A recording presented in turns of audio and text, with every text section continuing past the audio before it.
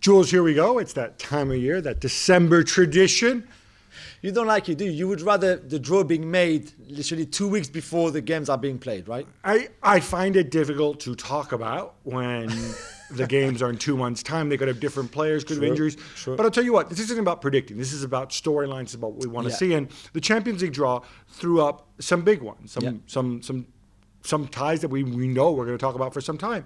I think perhaps none bigger than Barcelona against Paris Saint-Germain. Neymar, if he's not injured, against his old team. This is something we've seen before. Barcelona wouldn't have even been in this position if they hadn't contrived to throw it all away against Juventus in their final group game.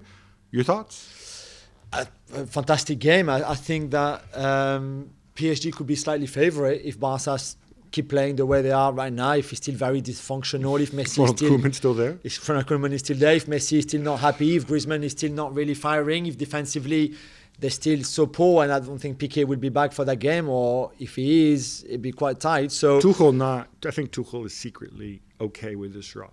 I think they will be. I think there was a lot of fans who were kind of hoping for Barcelona also because it's always a revenge after the remontada and all of that. So long history between them recent history in the Champions League. Some highs and some lows, some goods and bads.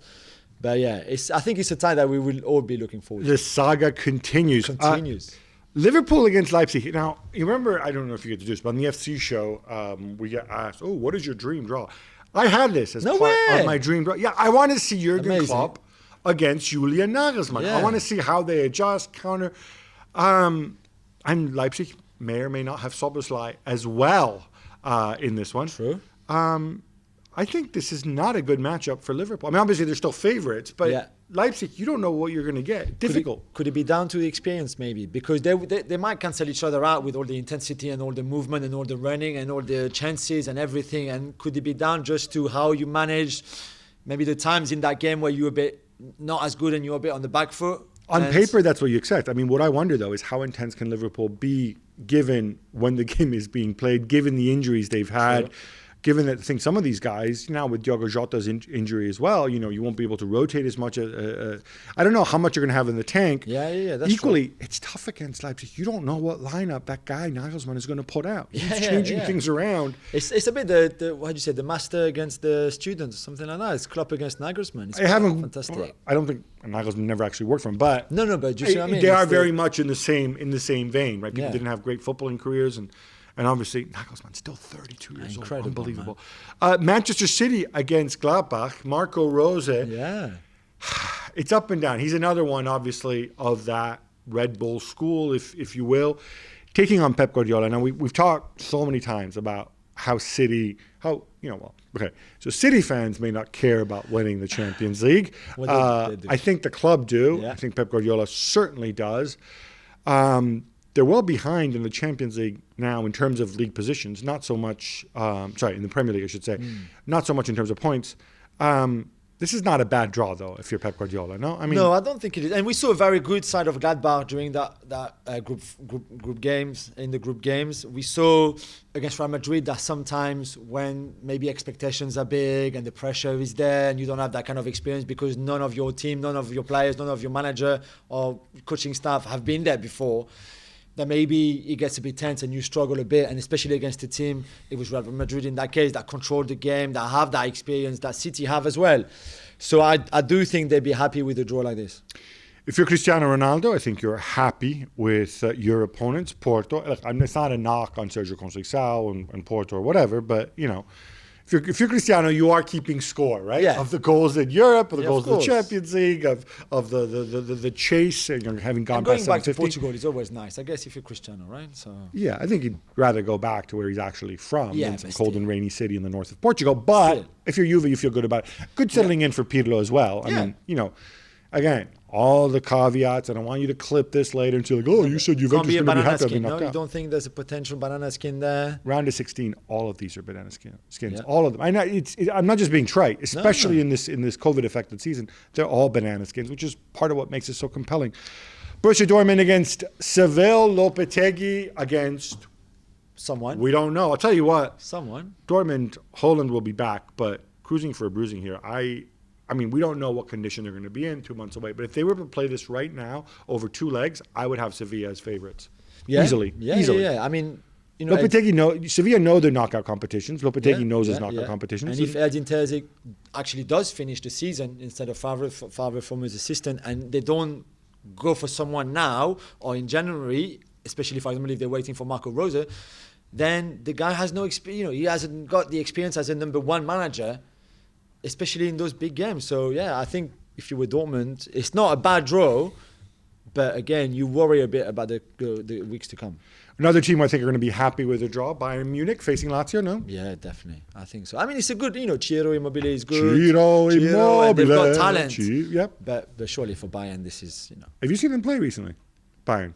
Yeah, no, okay. But then in 2 months, they could be back to their amazing best. That's the thing. Real Madrid against Atalanta. That's a good one, I think. Fascinating contrast in styles. Obviously, Atalanta last season. Interesting thing is going to be, I mean, more reports today. Highly unlikely Papu Gomez will be around for this match, which is a shame.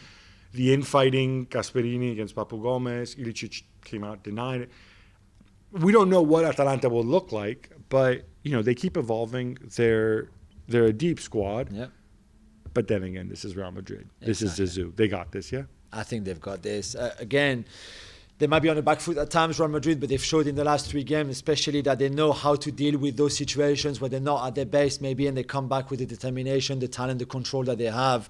Again, a lot of things can happen between now and February in terms of injuries and stuff, but I think they'd be not happy because I think they will be wary about Atalanta and that free-flowing football. The unpredictability, but still, it's a game they should have had.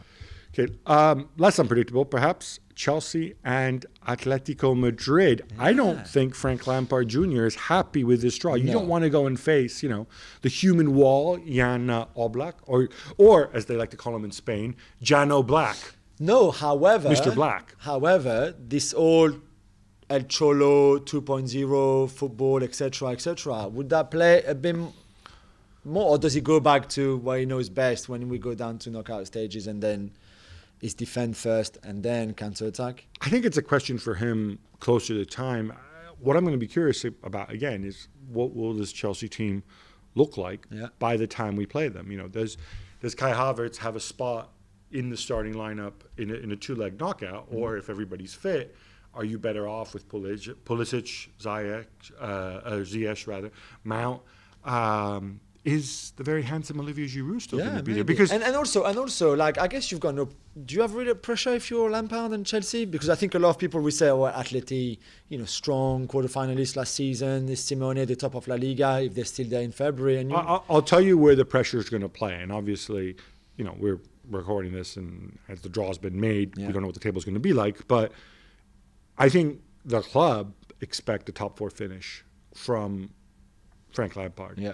Perhaps slightly unfairly so, but right as of right now, as we're recording this, they're behind Leicester, they're behind Southampton. Yeah. I think most people think City will come good, possibly United as well. Yeah. If you stumble at the round of 16, even against a good opponent like Atletico Madrid, that then generates more pressure on you in the league. So I think this could become very relevant. This could be a factor as the game advances. Look, Chelsea could be top of the table and flying then.